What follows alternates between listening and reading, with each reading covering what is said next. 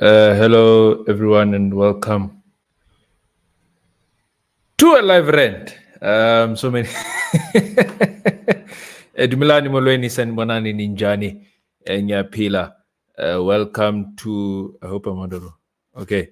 Welcome to a live rant. My name is Hakesi Tlabiwe, and I am bringing you the 9 o'clock news right here on Facebook, and YouTube.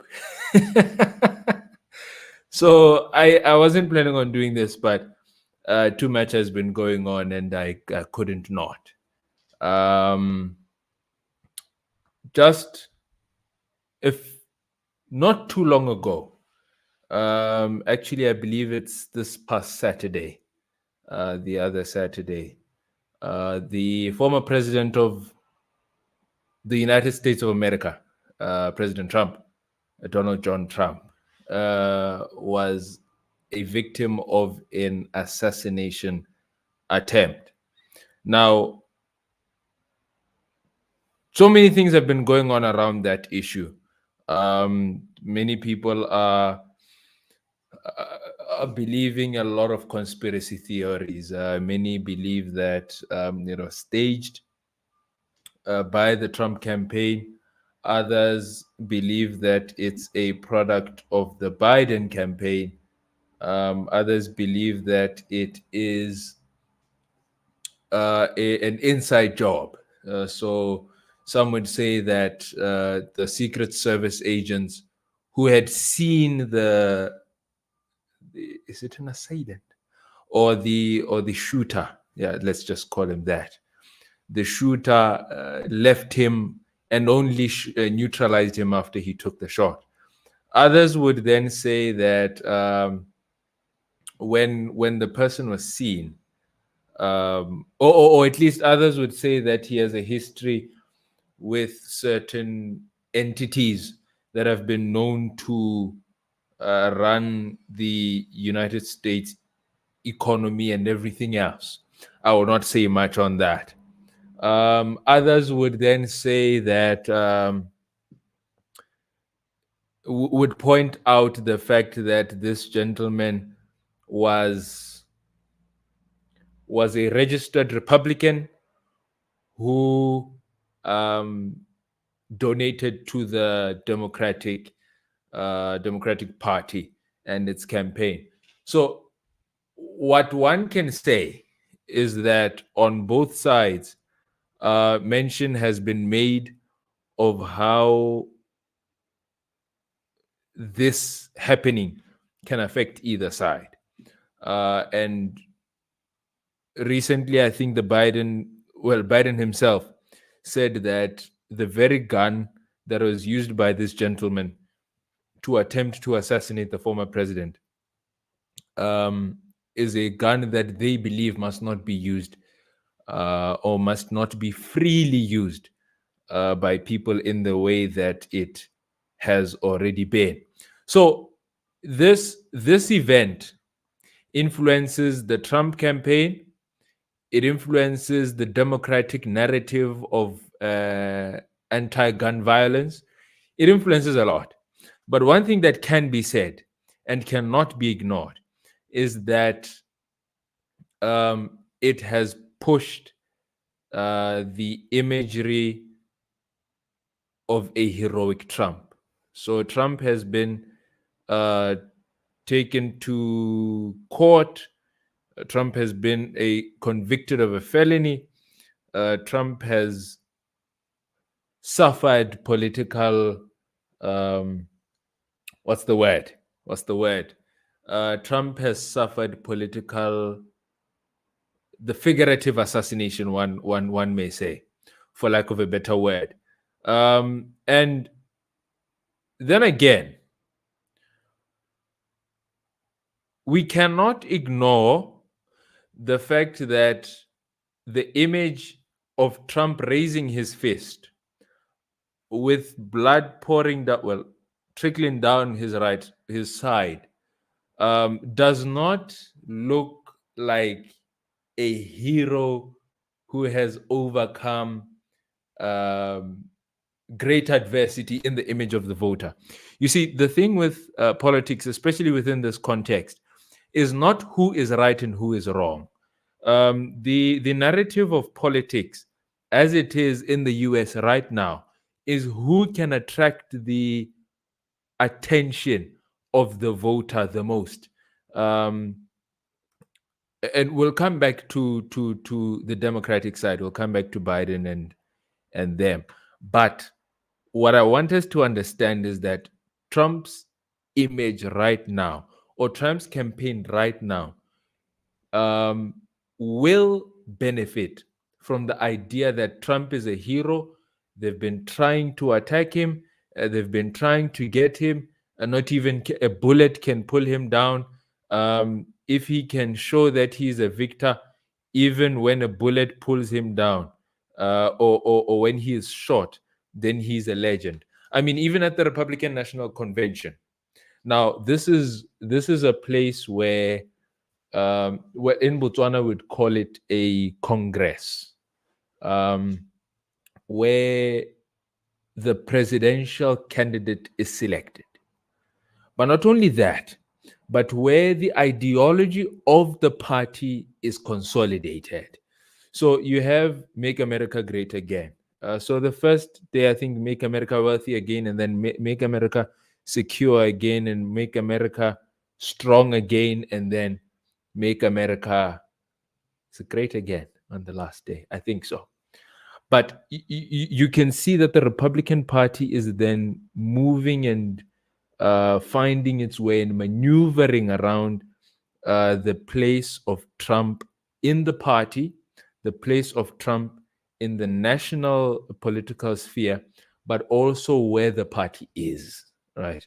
Many Republican leaders have realized that they can do nothing about, or they can do very little about the monument that is Trump within the Republican Party. Trump has successfully reconstructed the Republican Party to his favor.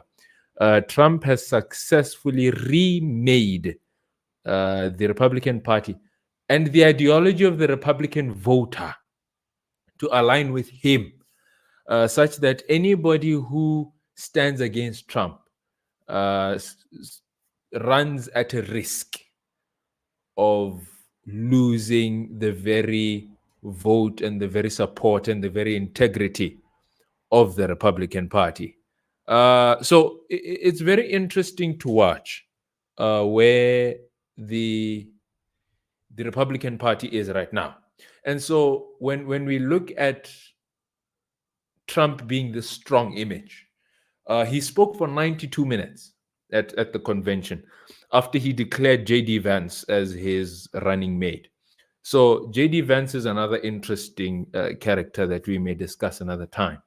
But I think the important part there is that we had a few frontrunners. We had Ben Carson, who could have attracted the idea that Trump is for the black person, and having a black vice president could further that image.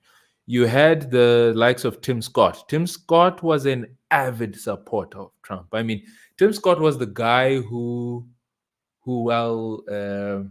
was the gentleman, sorry, who while Trump was speaking would just interrupt him and say, "Hey, man, I just love you, man. You know, man, I just love you, man. I love me some Trump." I am not exaggerating. And while this could be some sort of ego boost, I do not think he would have been a good option.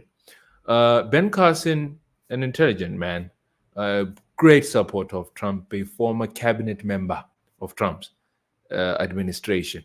But I think one thing that Ben Carson did not have was the charisma that came with being a Trump affiliate, yes, or a Trump adjacent person, right? And then you had the likes of Vivek Ramaswamy. Vivek is a very strong Republican character.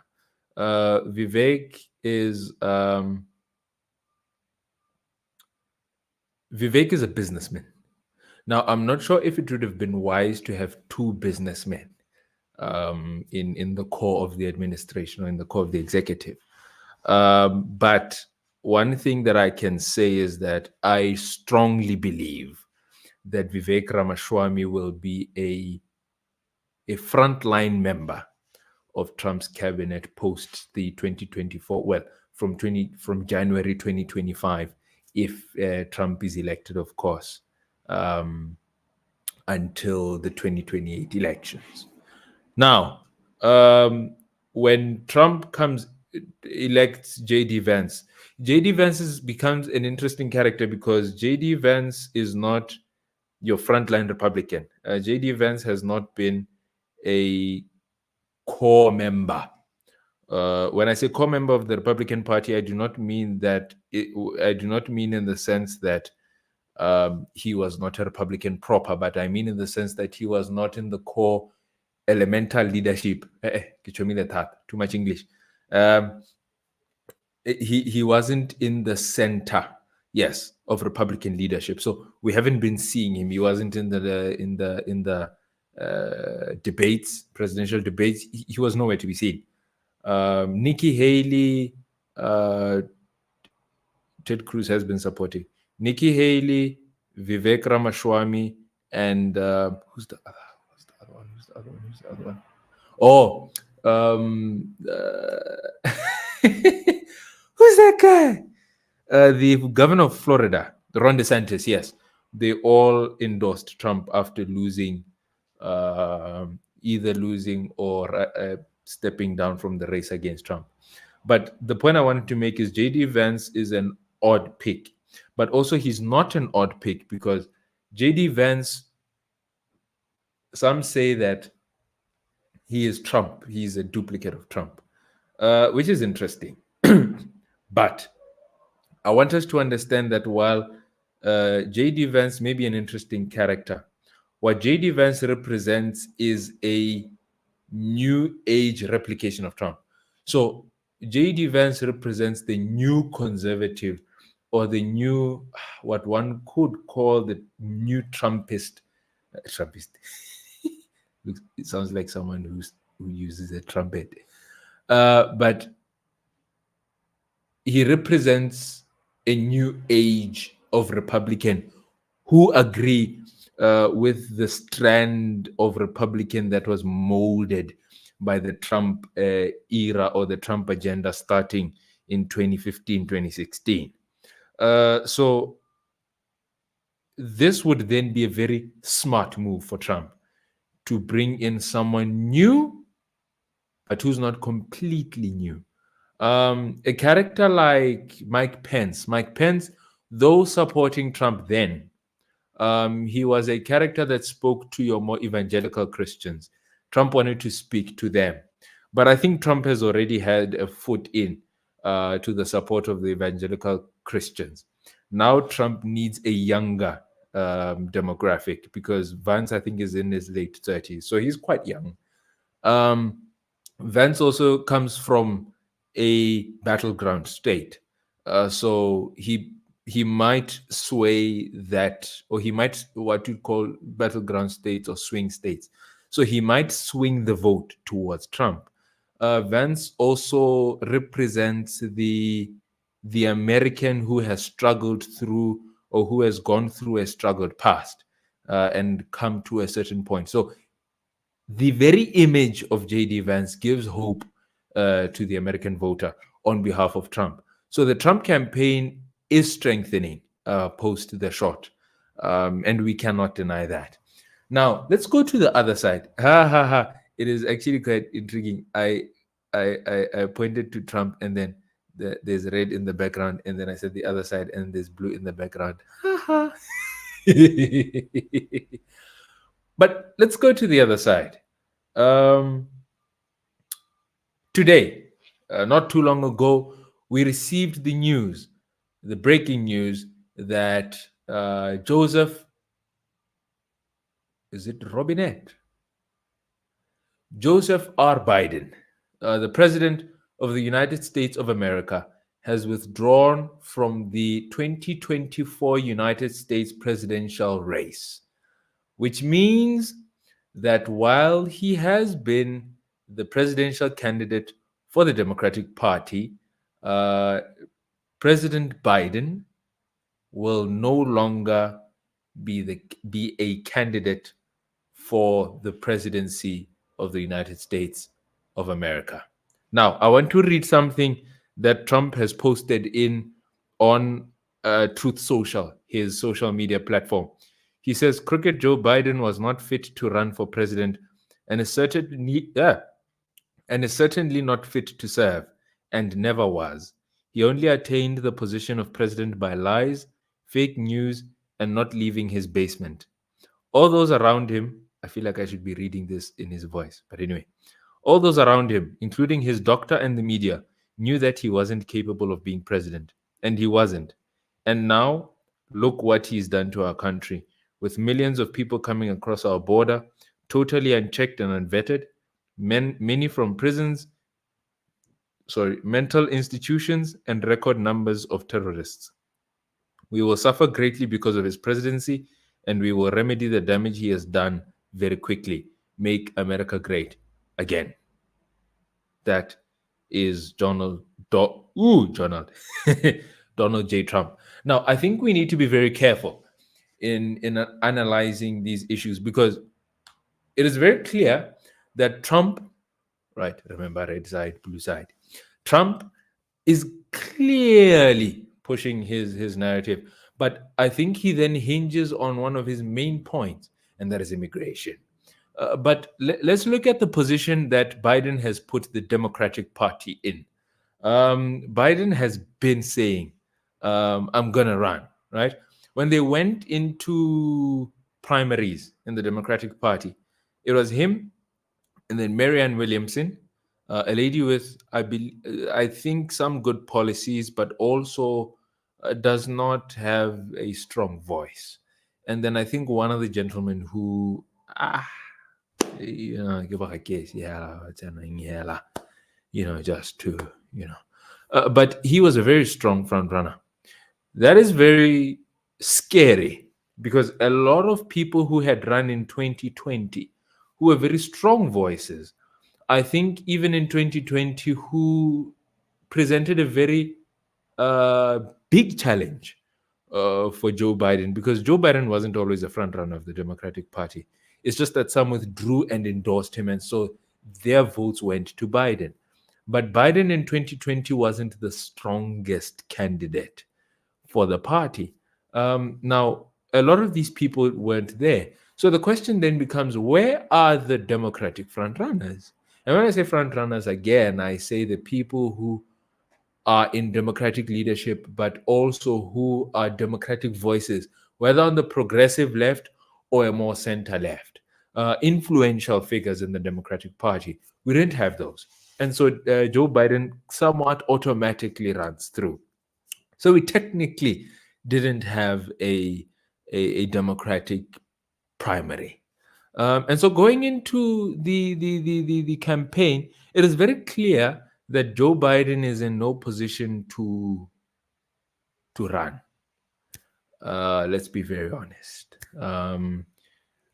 His debate wasn't too good. He hasn't been doing too well on the global stage, and so on and so forth. Policy-wise, diplomacy-wise, we can discuss that another time.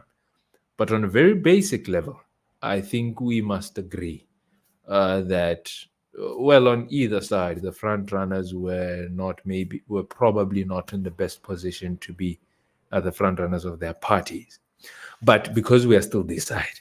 Now, Biden's submission of a withdrawal not only answers the prayers of many Democrats, because there have been rising calls. Nancy Pelosi herself, the former speaker, the Speaker Emeritus of the House of Representatives, admitted that it may not be best for Biden to run. It is said that Barack Obama himself spoke to Biden and said to him, "Please, man, don't run." Many leading Democrats have led the calls for Biden to step down. But I think What then becomes important is that when Biden answers the call and says, I am withdrawing, I am no longer running for president, I am opening up the arena for another Democrat. Remember when he was asked if there's any other Democrat who can run against Trump, he said they're probably about 50. And he opens up the arena for all of these Democrats who can run against Trump. He presents a problem because we are a few months. American elections are in November, so we have July, August, September, October, November. We have about 4 months left until the elections. We have about 2 presidential debates left. One has already gone. There are 2 left. So let's think about it. Do we go with someone who will extend Biden's agenda, or do we go with a new Democratic agenda? Now, if we extend the Biden agenda, though it then kind of works on what Biden has been working on, and then, all that, there's continuity. It then presents the problem that many have been having problems with a Biden presidency and a Biden campaign. So extending that idea would then call into question not only the presidency, but also the campaign that will subsequently happen. If we go with a new Democratic agenda, is it enough? Is 4 months enough for us to go across the United States? Now, your Californias, your New Yorks, you're mostly West Coast, and about your northeastern US may already have the base. But if you look at the South, if you look at what would then be going up to your, I think, is it Illinois? No, not Illinois. Your Iowas, your to the right to the top. So if this is the United States map, and then if Florida is here and Georgia and Alabama and all of them, and then you go like this, then you go like this. Yeah, you see those states. I wish I had a picture. Actually, let me look for a picture. Sorry, 2 seconds.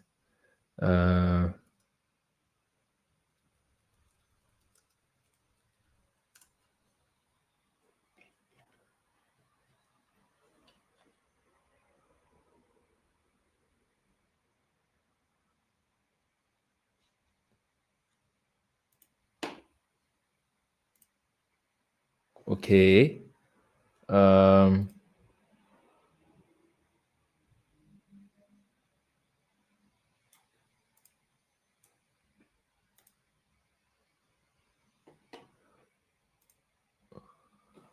Okay.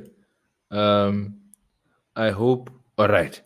So if we look at this particular image, right now it's loading. Okay, so while it's loading, if I was looking at something in South Africa, I'd probably be singing but now there are no American struggle songs. What's going on?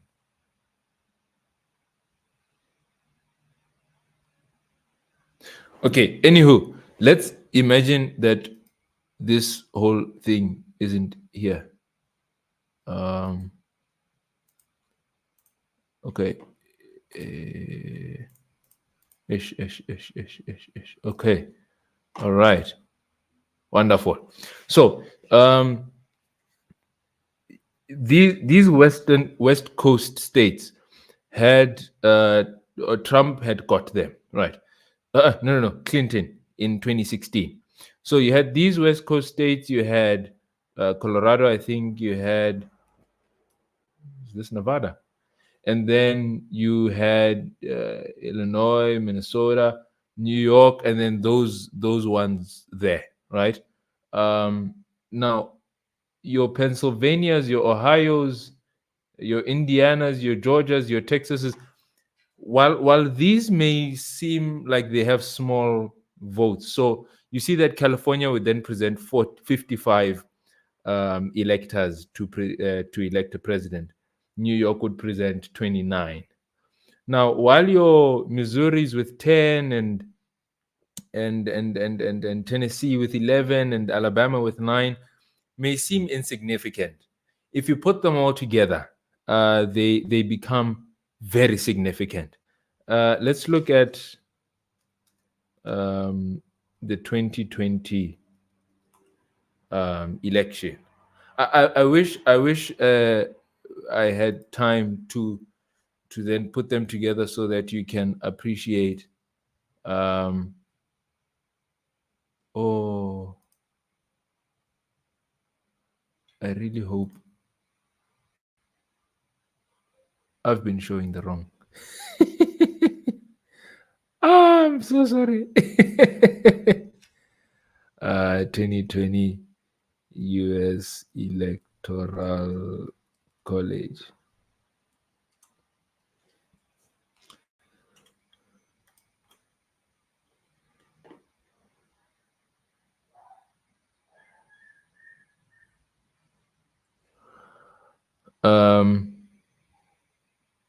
Okay.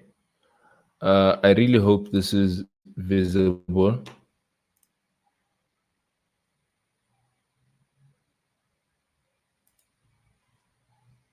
Let me stop sharing this one and let me share.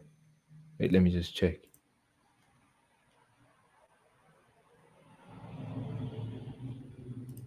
Sorry about this, but it's necessary to see and to visualize. Okay, I guess this is okay enough.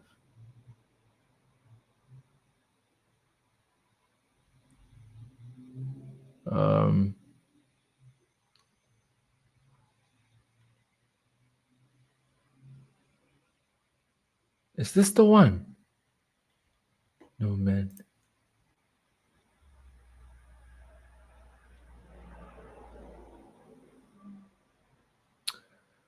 Okay. Let's just use this one there.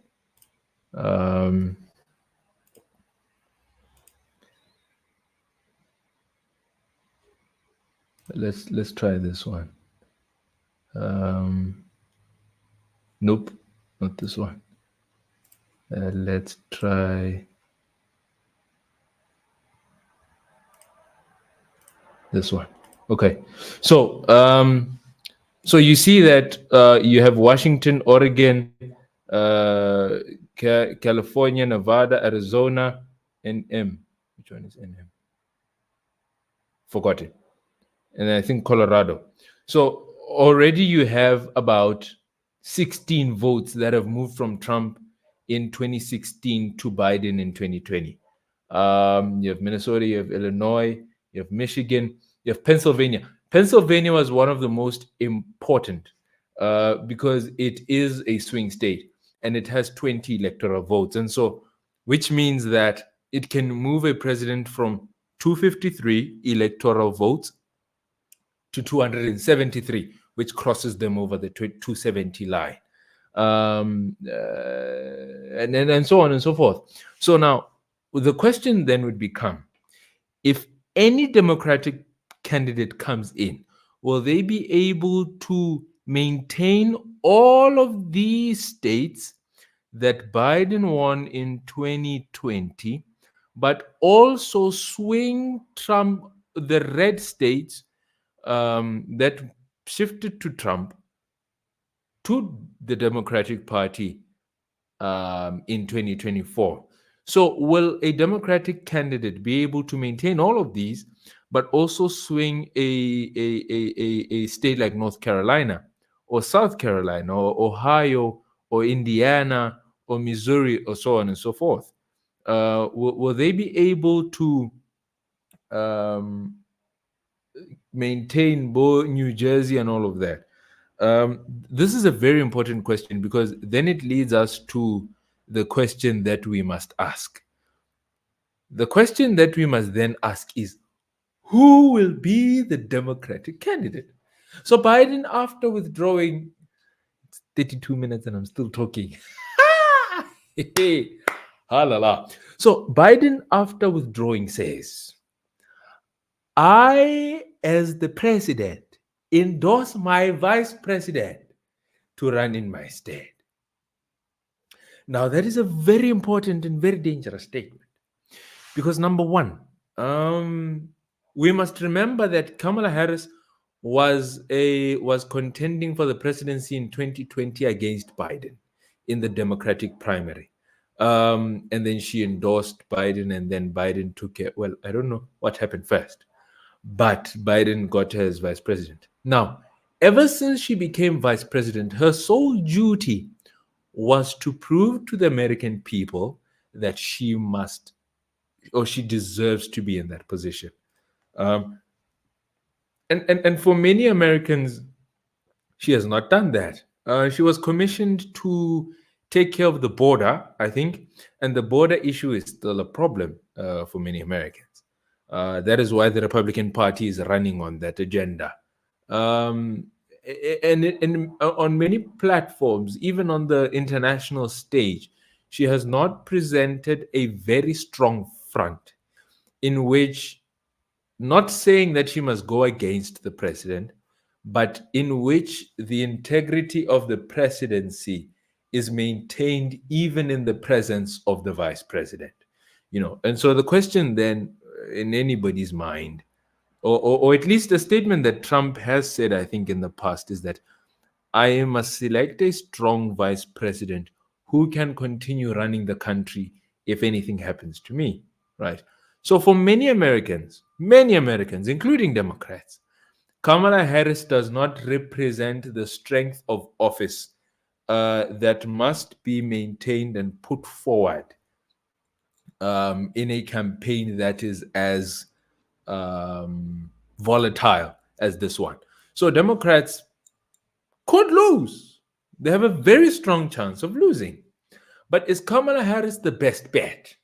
Now, the question then becomes who? Bernie Sanders is old, and I do not think he could run again. You have a candidate like Elizabeth Warren, who ruffles many feathers but represents an element of the Democratic Party which is not only socially democratic but economically democratic, and then stands for or stands with the people, right? Elizabeth Warren is a great stronghold for democratic policy formation, and the framework of understanding and ideology for the Democrats. That is why even in past elections, a character like this is what I get for talking for 36 minutes straight. A character like Elizabeth Warren has been strong. She didn't have the resources that maybe a Hillary Clinton had.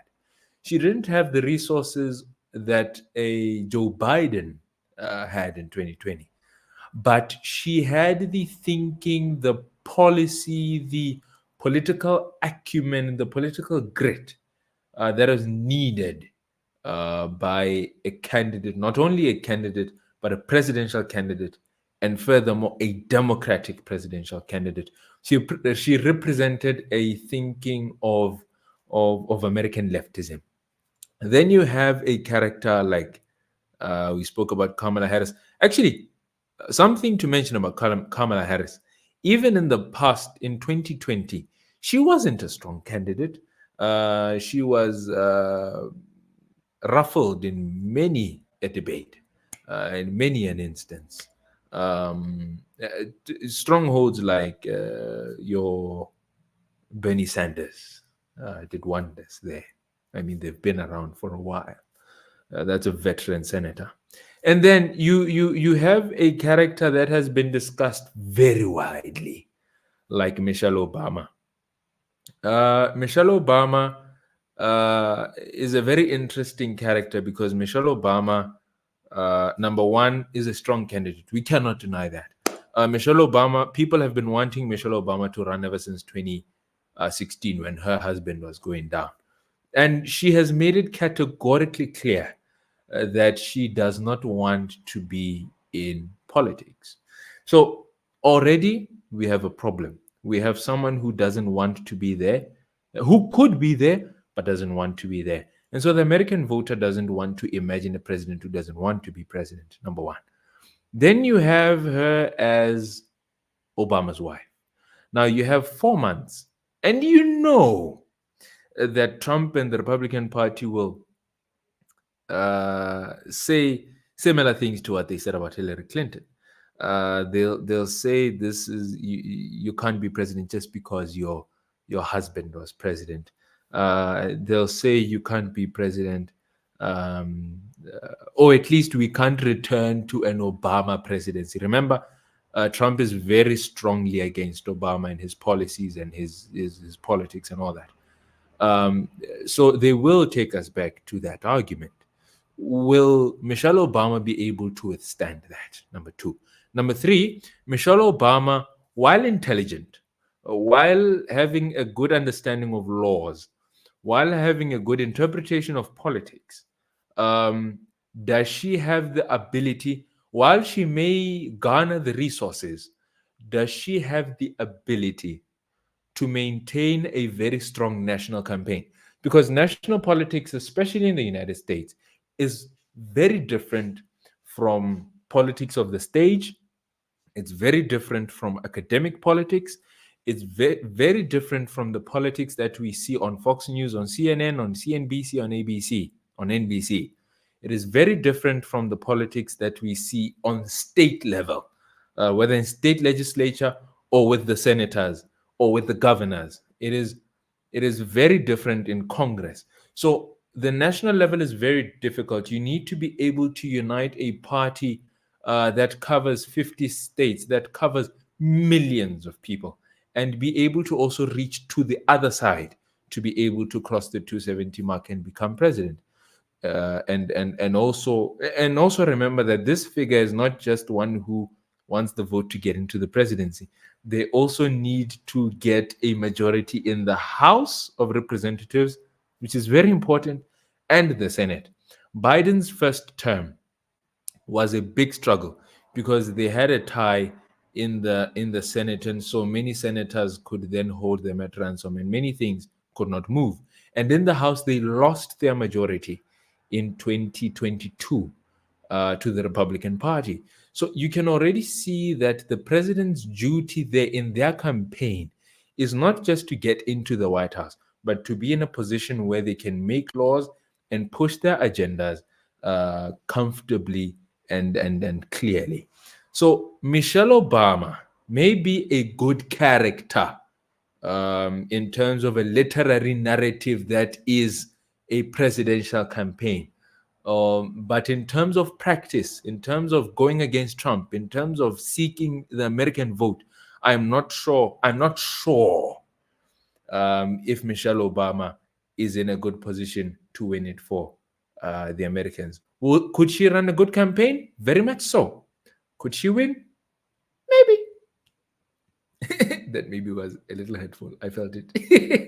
And then, before I go back to another candidate, there is a question. Hello.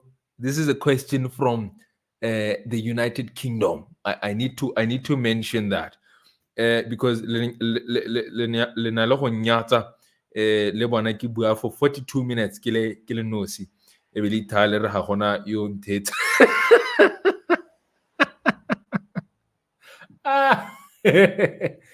The question is, what does the Kamala Harris mean for the Trump presidential race, given that she's a former prosecutor running against a convicted felon? Wow, this is a very interesting element of the campaign.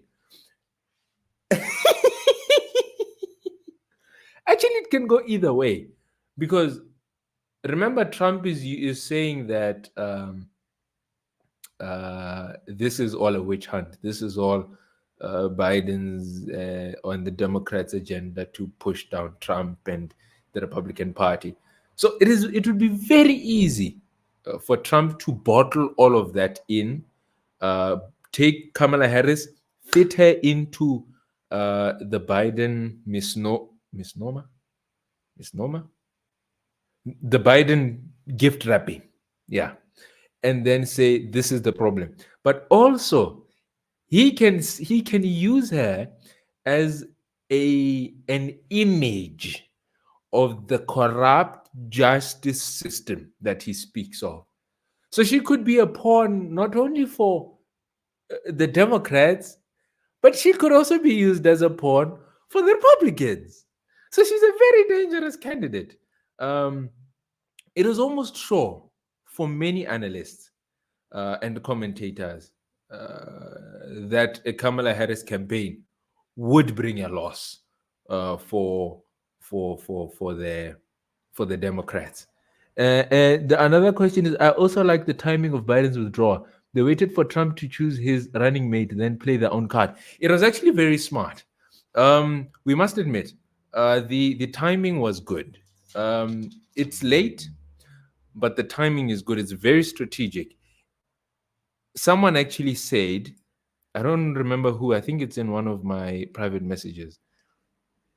Sorry, someone actually said that now that Biden has withdrawn, it takes away the fanfare from the attempted assassination to now Biden's campaign. So, whichever way, the news will be filled with Biden and the new candidate. So the timing is good.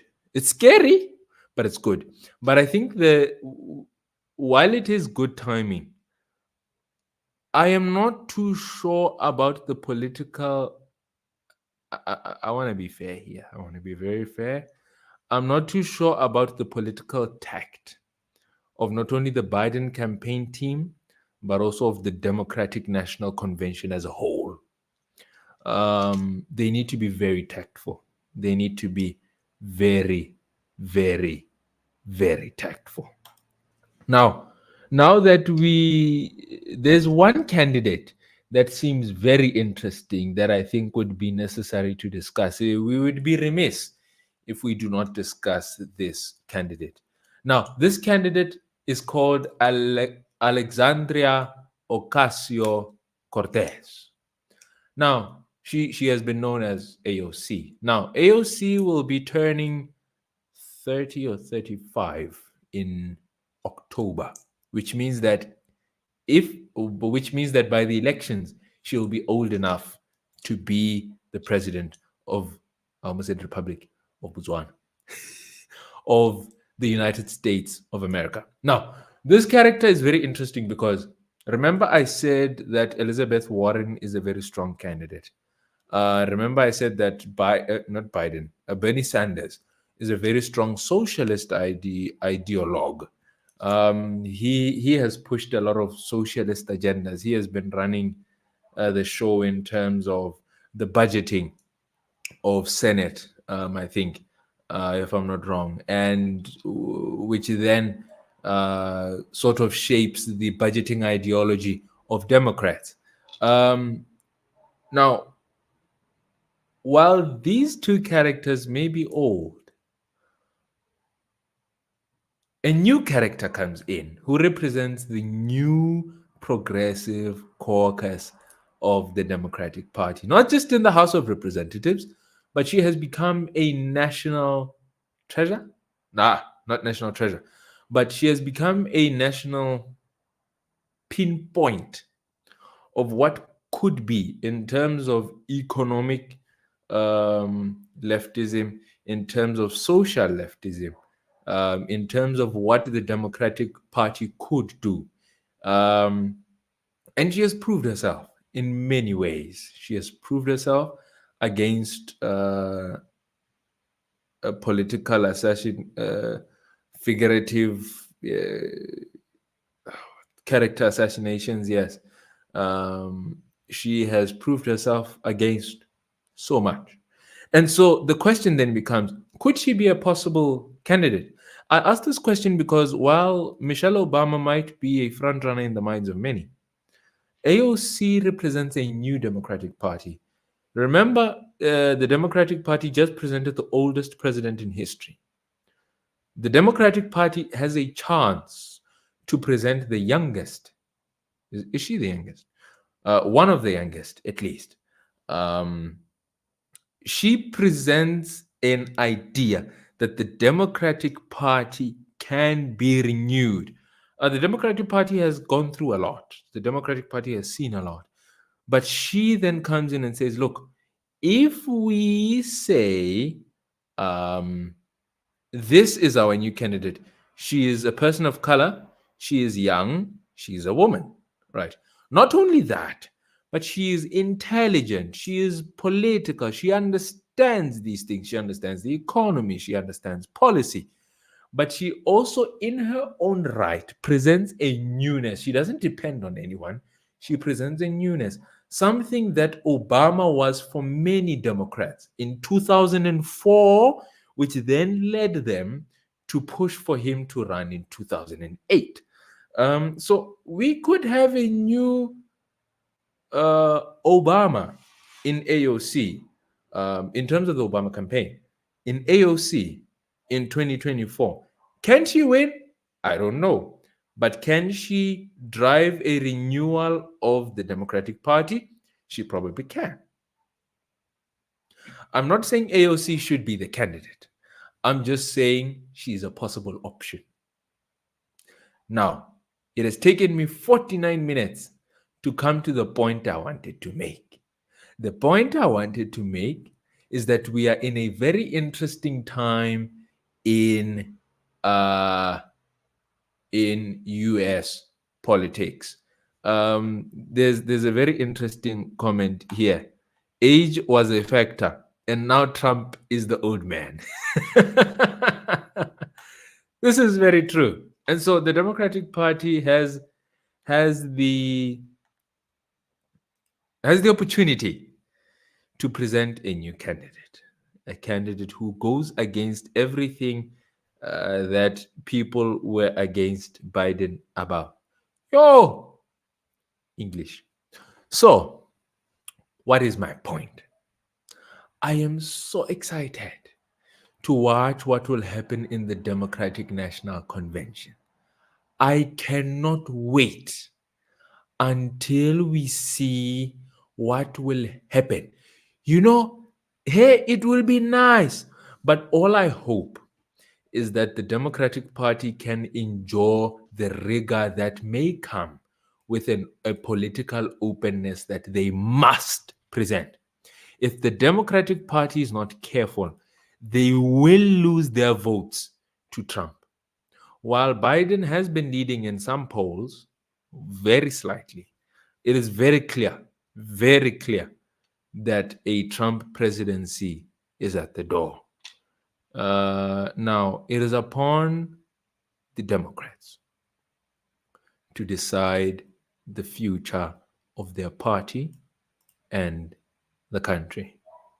I stand here not to say who would be best to be president or which party must be trusted, but from the position of an American voter, Trump seems to be leading in terms of economy, immigration, social issues, and many more. Can a new Democratic candidate reimagine or at least reconstruct the agenda of the Democratic Party? We'll have to see. We need, for the sake of politics and political commentary, we need a new candidate who would be able to present a new politic, an immigration agenda. Sorry about that. I moved you. An immigration agenda, who is able to speak to an economic agenda, who is able to communicate these agendas about security, who is able to communicate the agendas about global geopolitics, about international relations, diplomacy, and global security, who is able to communicate the idea of national security, because it hasn't happened in so many years that the life of a president is so clearly in danger, or at least a presidential candidate. The last time something like this happened, I think, is in the 80s. It was in Reagan's time, which is a while ago. So the fact that this can happen means that the Americans are in a difficult position. And if the Americans are in a difficult position, we cannot deny that it puts the rest of the world in a very difficult position. So after 53 minutes of talking, wow. After 53 minutes of talking, what I could say is all the best to the Democrats, all the best to the Republicans. We will be watching very closely, and we hope that the best man wins, best woman, whoever. AOC, here's a comment. AOC is formidable, but America may not be ready for a progressive candidate, which is very true. America may also not be ready for a woman candidate. Trump must be stopped first. Now, a point that is being presented by this comment, especially, hello, Tiny and Brian. Yeah, decided. A point that is being presented by this comment is that American politics has been so greatly polarized, such that the right has moved to the far right and the left has moved to the far left. And so the centrist politics of your Clintons and your Bushes and all of those is no longer in play. Therefore, it is a very rough time. It is actually very interesting that many Christians are divided. I think this is a topic to be discussed maybe another time. It's very interesting that many Christians, especially, are divided because many Christians are for Trump. Some are for him because they are against a LGBTQ plus agenda. Some are for Trump because they are against an abortion agenda. But I think what's greatest about what's happening is that the Christian vote is split, which is very interesting. I think it's a topic worth discussing another time. But thank you very much for watching. Right now, we have 5 people who are watching. Thank you very much for staying. I know it's late. I've been speaking for over 50 minutes. I don't know if I'd listen to myself for 50 minutes. I don't even know how I've been talking for over 50 minutes. But thank you. Until we meet again, I almost said God save the Queen.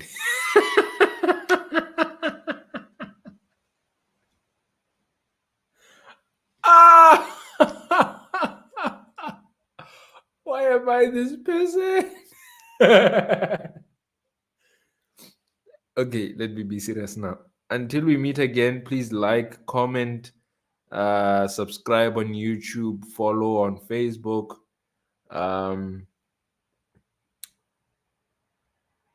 What else? Share. Let's engage. Let's do this further. Thank you very much. Good night. God bless. Till we meet again. Halala. Azisha.